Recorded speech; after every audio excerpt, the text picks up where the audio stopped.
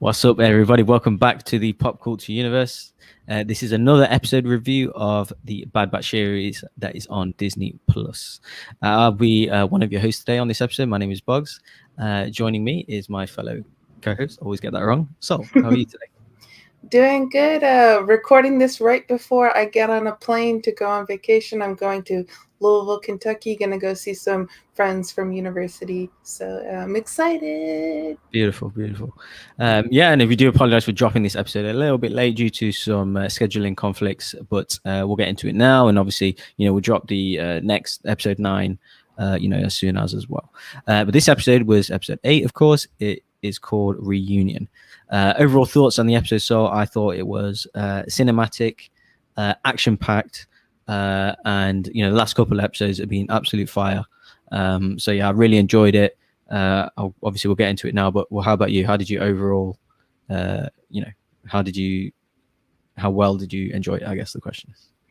I like this episode a lot. It was, how it was going a little bit down for both of us in I wouldn't want to say quality, but kind of like the storyline. And then it's going back on that upswing of yes, this is the Star Wars we're looking for. Finally got Crosshair back, which I think the episodes with Crosshair are the most interesting episodes of this season so far. So I like this episode a lot.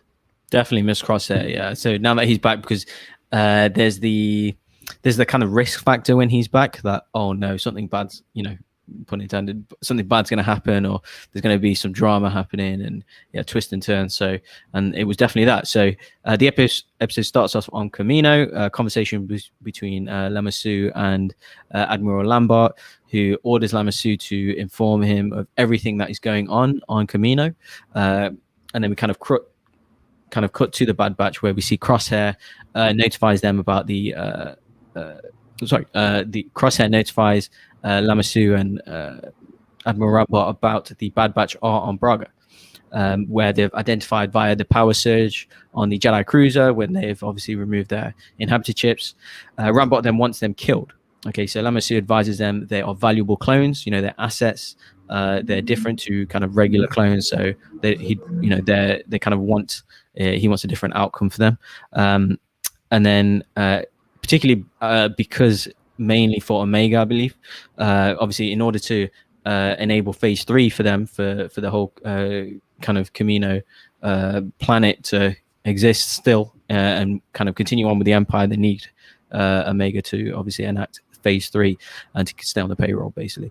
And it's just interesting that they see the clones as almost products in this whole kind of new world of post Republic. And then Crosshair is basically ordered to terminate the Bad Batch. So and then we kind of cut to Braga. But before we get into that, thoughts on the opening of it, the interesting conversations there, and then the outcome is obviously Crosshair has been assigned to kill the Bad Batch by Admiral Lambert. Sorry. Yeah, we're seeing how evil the Empire actually is. That it's, if you're not with us, we're killing you. You're dead. You're either with us or we're killing you. And we're seeing just the beginnings of that. And we know that throughout all of Star Wars history, but this is the very, very beginning of the Empire. And so you're seeing just even from the beginning, that was the mindset that the Empire had. And that's very interesting. You also, these clones are being thought of as products and not as actual people. And so them saying, oh, they're valuable assets to us. And I don't know if she was saying that in the fact that, oh, we want to make sure Omega stays alive and it's really Omega that they care about and the Bad Batch is taking care of Omega, or if it's really, I need all of them to enact the next plan that they have, whatever their plan is. Yeah, this phase 3 plan, right, that they keep rumoring. And then we cut to Braga, where Wrecker is teaching Omega on how to defuse a thermal detonator. Turns out to be a smoke bomb. And then she's also learning how to be a soldier, just generally to fit into the team, to fire a weapon, things like that. And that's really why I like her as well now, more so than the start of the series. Start of the series, she was a little annoying, like the little kid that was running around smarter than everyone else. But now, she's generally going on a journey, like the character development, she's with the kind of other Bad Batch guys and learning to be a part of the team and a valuable asset. And then the Bad Batch establish that the Scrappers are spying on them. They managed to capture them via a few action scenes. And then they've established that there's tons of weaponry and arms on the Jedi cruiser.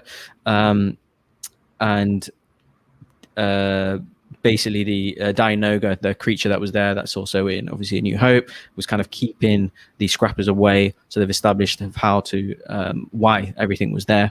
The mission then is to basically obtain the weapons and to sell them to Sid in order to clear their debts. They've had to, and then they head down to the armory via a vendor of like the kind of the back of the ship where we see kind of it will come again through later on in the episode. And then and throughout this we see all the kind of different sides I feel of the world at the moment. So we see obviously the side of the clone troopers, we see the side of the Empire, bounty hunters, their kind of way of existing in the current culture, and also just regular civilians as well.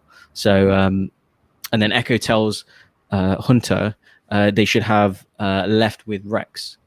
And then up until then, kind of Tech's also downloading files, and we see unseen footage of the kind of Clone Wars after Order 66.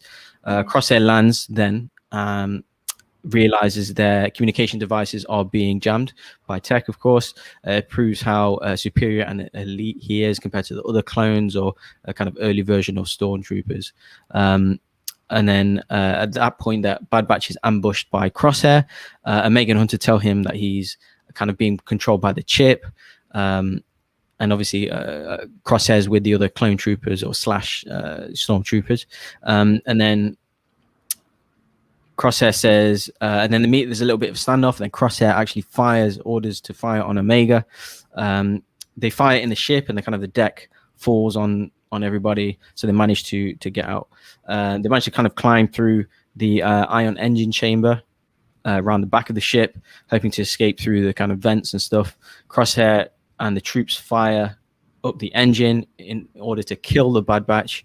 And obviously all the visuals with this, the lighting through kind of these abandoned ships, and it's just absolutely gorgeous. And then he wants to kill them and kind of bury them alive, or if they try to escape, to shoot them. At first, we were kind of, I felt sorry for Crosshair at first, but now he seems to be kind of all the way along, like with the Empire, like to kill the Bad Batch at any cost. So your thoughts on obviously them landing at Braga, the kind of standoff between Omega, Hunter, Crosshair, and then his decisions to kind of kill her and then kill the rest of the Bad Batch as well. There's two parts in there that were my favorite parts of the episode. Was the conversation that Hunter and Echo were having with each other, of Echo saying we should have gone with Rex because we can sell all of these to pay our debt to Sid. Goes, we're going to be arms dealers now. Mm-hmm. And so you could see that Echo is not happy about that. That's not how he wants to live his life. And so you have the Hunter is very much in survival mode now. It's what do we need to do to be able to get money to survive throughout the situation that we're in?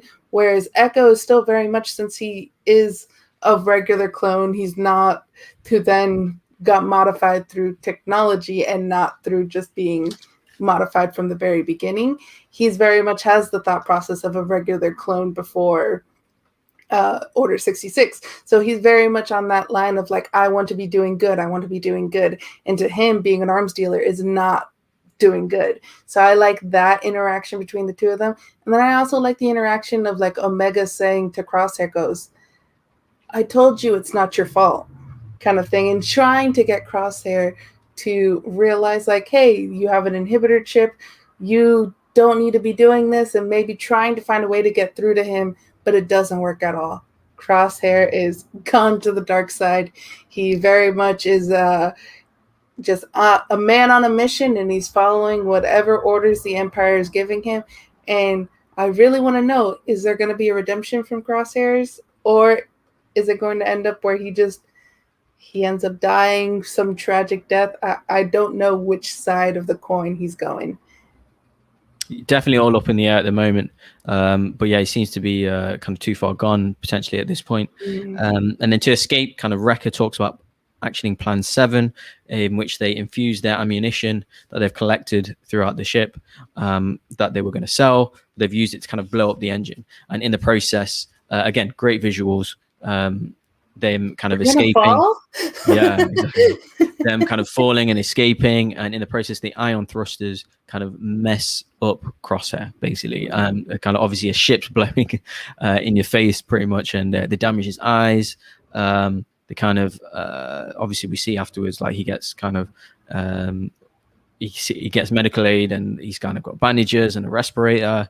We'll come to that in a second, though, and then before I come to the kind of big reveal in the episode, just what were your thoughts on how he looked? I mean, very much like Dangar from obviously Empire Strikes Back, one of the bounty hunters. But at first I thought, oh, is this how they're starting him off in the? Is this going to be his kind of?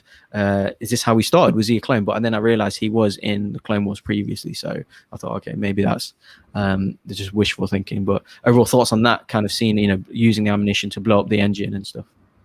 I was getting very much like Anakin vibes in Revenge of the Sith, where like his fight with Obi-Wan and then him like being like burning to death as his skin kind of like I was getting. That was what it really reminded me, looking at his face and then having it all bandaged. I was like, oh, is there parallels here? George Lucas is always like, oh, the story rhymes.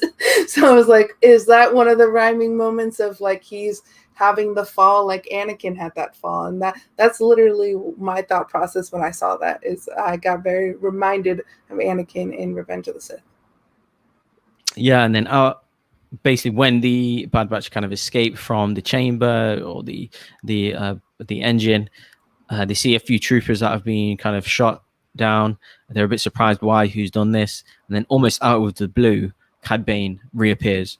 The lighting of it, the music, awesome reveal. I felt it was out the blue. Like I would have just not have expected tip of the hat. Yeah, the animation looks great. Yeah, it was like something that's, out of a Western.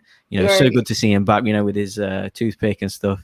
The animation looks so much more enhanced than what we've seen him in the Clone Wars. There was obviously rumors he was going to be in the Mandalorian because the whole Western feel of the series. But of course, the Cad Bane.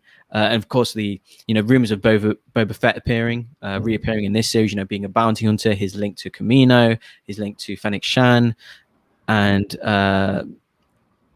of course, if anyone wasn't aware, his kind of tie, in the Clone Wars, he does work with Boba Fett for a while, and then obviously they have in the unaired episodes where they have the kind of standoff and he shoots Boba Fett. That's why he has the dent in his helmet. It's from Cad Bane, of course. Maybe we might get to see that scene in the Bad Batch series, and then obviously they have a really tense standoff between him and Hunter, a typical kind of standoff, and then who's going to shoot first, and then we see Cad Bane shoots him in his chest. We see the kind of the impact of it, there's like the blaster fire in his chest, and I was a bit shocked. I was thinking, is he actually dead? Like it looks it like dramatic music, and the Hunter kind of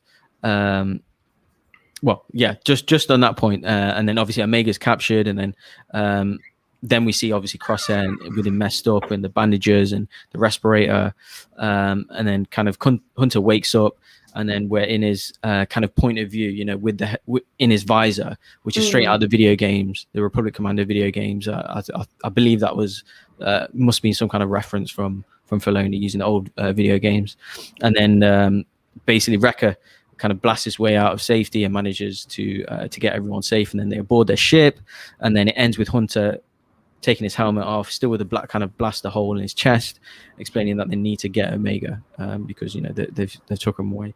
But please tell me what you're thinking about Cad Bane, his return, the shoot off, and then kind of the ending of the episode. Yeah, I did not expect at all to see Cad Bane, and when I saw it, I was like, oh my gosh, it's Cad Bane, and it looked so good. The animation, like you said, the lighting, like you said, just like that tip of the hat, the Western standoff that they had, I was just like, this is perfection here. It was the perfect moment in this episode. And then also speaking to just looking through having the point of view of Hunter there, that was so smart and such smart animation and so, and like because you really get in that moment of chaos because like he was shot in the chest, so he's probably not all with it, so you're really in that point of view with him, and that was super interesting. And then I got like just I was like, oh my gosh, this is so exciting. That was my moment. I was like, I really had no words. I think I messaged you and I was like, Cad Bane, dot, dot, dot, like, damn. That was my, dot, yeah. dot. Yeah, and then just to basically summarize the episode as well, my favorite parts of just I just like Braga, the planet that they're on. So obviously it is in the video game Fallen Order. You spend a large part of the game on that planet, and you're just seeing the kind of more going through the ships, and you see more of it, and the kind of staging and the lighting, and being in the abandoned ships. I just love being on that planet. So to summarize, obviously Crosshair's currently injured. Can he still be a sniper? That's what I was thinking. So obviously that's his kind of key kind of talent. So how effective he's going to be now? Perhaps now he might kind of revolt with other clones. I don't know. Maybe it's a way to get reunited back with the Bad Batch, because now he's I don't know. I mean, we'll see. But now he's lost his key skill. The Empire might dump him and possibly lose his authority too. Yeah, absolutely.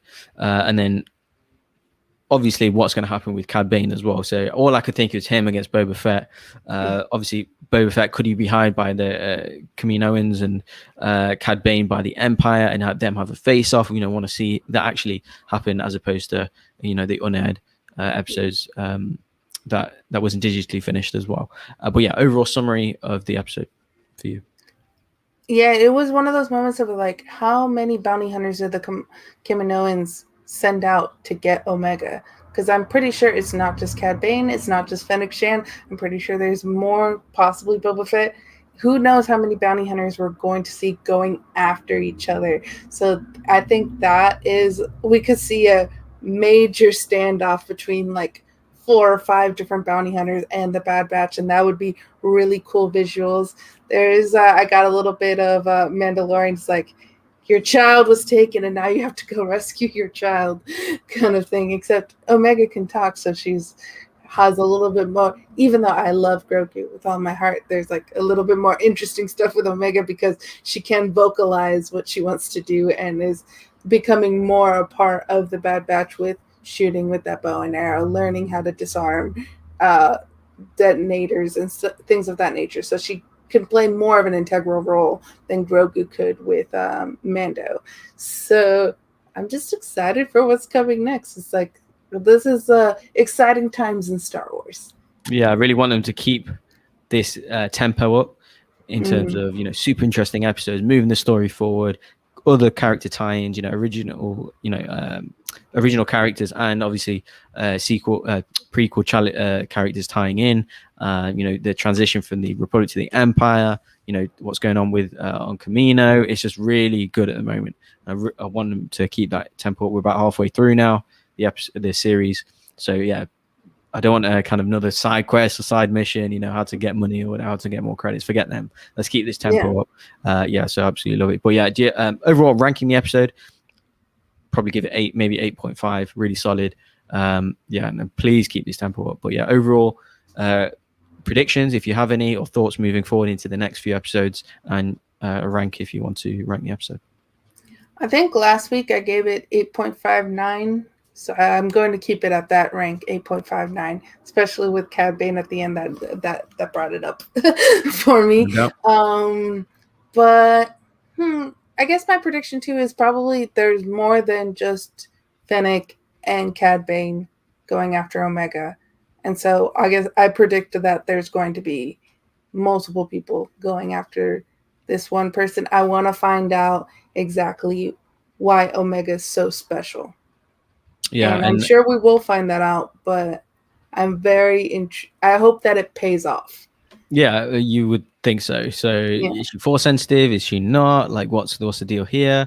But yeah, even this episode was 26 minutes, including credits, and there was just so much jam packed in. So I love that. So like throwback to kind of the kind of excellent Clone Wars some of the better Clone Wars episodes. That's what I felt like. But overall, that's it. Yeah, so that's the end of this review. Please, everyone, like, comment, subscribe. Drop your comments in about your thoughts on the episode or what your kind of predictions are moving forward. And then, yeah, we'll do the same for episode 9, which is coming out this coming Friday. So thanks, everyone, for watching. And, yeah, let's keep it up and see you guys on the next review.